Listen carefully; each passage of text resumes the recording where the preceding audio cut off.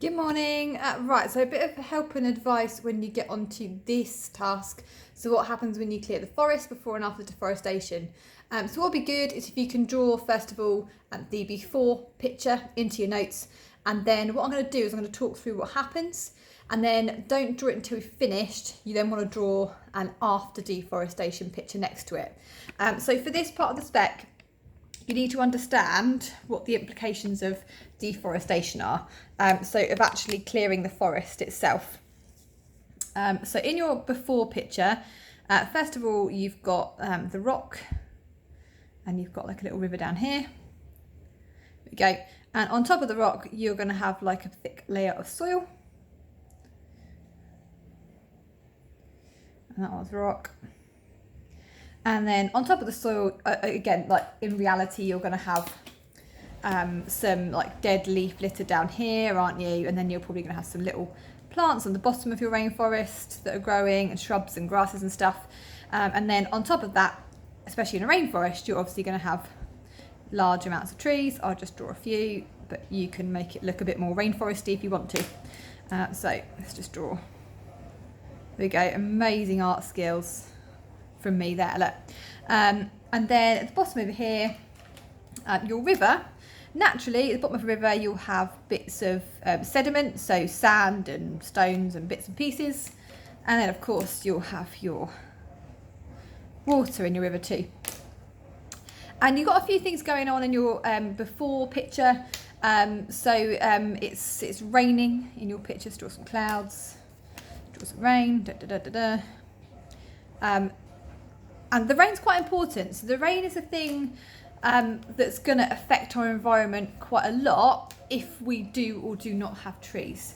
So in a normal environment like this, where we do have everything complete and we haven't touched it, certain processes happen. And the first one you've got labelled on your diagram is something called interception. And I think we've talked about this before. But we'll go through it again anyway. That is when your tiny little raindrop, as it hits the tree, will hit a leaf, and then it might drip onto another leaf and drip onto another leaf and drip onto another leaf, another leaf. It might then go, run down the bark and go down here. But that's called interception. So your leaves and bits of plant will intercept the rain, a bit like if you intercept a ball in football or netball, for example. It's something that gets in the way and stops it on its path. So if the trees weren't there, it would just go straight to the floor, but it's intercepted by all this stuff in between. What that essentially does is it slows down the water, which is good, because if water reaches the ground too quickly, it can start to cause all sorts of problems. If it very slowly trickles down there, it's not going to cause any problems at all.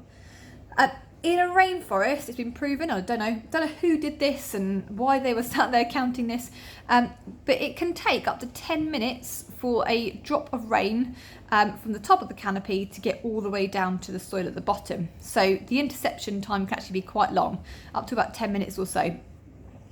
So what that does is it stops flooding. Essentially, if you imagine all that rain was hitting the soil and there were no trees there, it could quite quickly flood. Because it takes a long time, there's lots of water being held up on the way, it's going to stop flooding. Then as it actually gets to the soil, your raindrops, as it's come down and been intercepted and it eventually reaches the soil, it will slowly trickle into the soil, and because of gravity we've got a bit of a slope here, so those water particles are going to work their way through the soil, and they're going to eventually end up sort of forming out into a river type system. And that's how a lot of our rainfall gets into our rivers, is through the soil, through what we call through flow, if you want that technical term. So I'll write that on here as well. Through flow. There we go. So in a nice healthy forest, this all happens nice and slowly. The river doesn't flood because the water's very slowly going into the river. It might get a little bit higher, perhaps that'll be our river level, but it's not going to very quickly get in there, so we've got no real issues. Now the problem comes when we cut down our trees. So some guy comes along with a chainsaw, clears the land, maybe uses slash and burn, I don't know, but we no longer have any trees. So maybe now we just have some stumps left, or maybe we don't have any at all, I don't know. Let's get rid of the vegetation. So someone's come and cleared the land. the first thing you'll notice is we have no interception now. So interception's been lost, and our raindrops are just going to come in and hit the soil. Very exciting stuff. There was a member of my degree who, as his dissertation, looked at the effect of raindrops on the soil, and he literally had a dripping tap and a bucket of soil underneath, and he looked at the splatter patterns of soil. So it can even be studied to that much detail. But yeah, when a raindrop hits the soil, what it will do is it will make lots of the little particles kind of jump either side. And that's a very, very small way of eroding the soil. Now imagine if you've got really, really heavy rainforest rain and bare soil because you've taken the vegetation away, that can actually do quite a lot of damage. So even just the force of the raindrops on the soil can start to cause some soil erosion. But what trees also do, as well as intercepting the rain, if the trees were there, you'd have a nice big root system underneath the tree, and the root systems hold the soil in place. Now the problem is, you get rid of the trees, you get rid of the support for the soil. There's nothing holding it there anymore.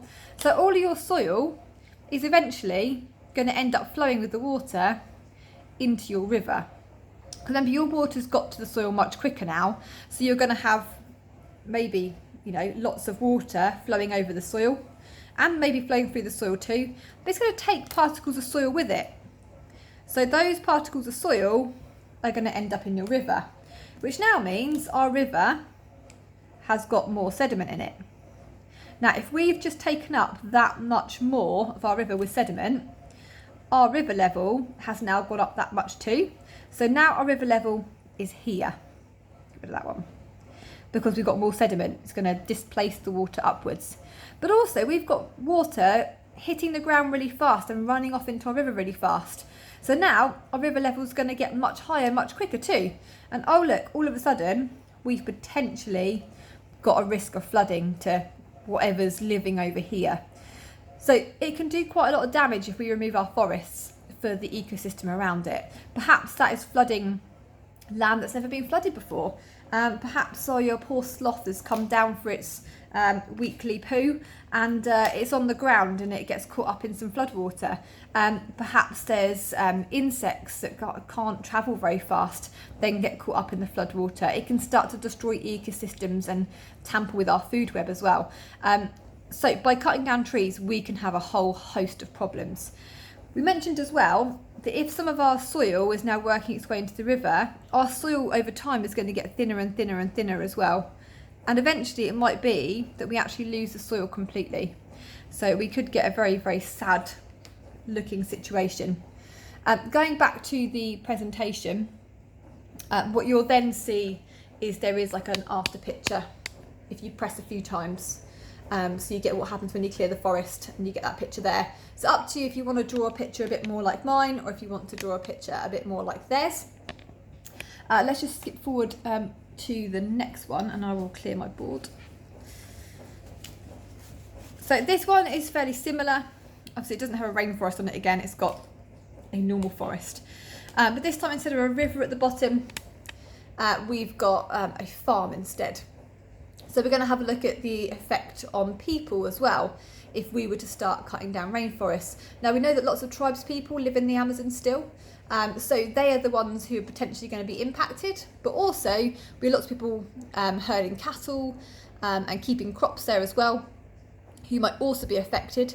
Obviously maybe don't feel quite so sorry for them because they destroyed the rainforest in the first place, but again you'll see the knock-on effects that can then be quite devastating. I'm not going to draw this one, I'm just going to talk you through. And I forget that to stay there. I'll talk you through the picture on here, I think, instead, and you can draw the picture. Oh, I can't get my thing to stay, hang on. Let's move that. There we go, it's easier. So have a think about what might happen first of all. So we know that if we clear the trees, we're going to take away the root system underneath, which means that this soil could then be bare. And possibly can then lead to soil erosion going down the slope. And we also know that then the rainfall is going to hit the land, again wash away soil and nutrients with it, and potentially cause some flooding. But this one actually doesn't end up looking like that, perhaps how you might think. It doesn't end up looking like the other one. See if I get rid of that. This is the other effect. So we looked at the one where we end up with flooding. Sadly, the opposite can happen, and we can actually end up with really dry environments.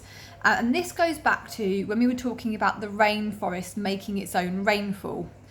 Now, again, if we cut down all of our trees over here, and we said that the trees cause a lot of evaporation, which in turn causes the daily rain cycle that we get in the rainforest.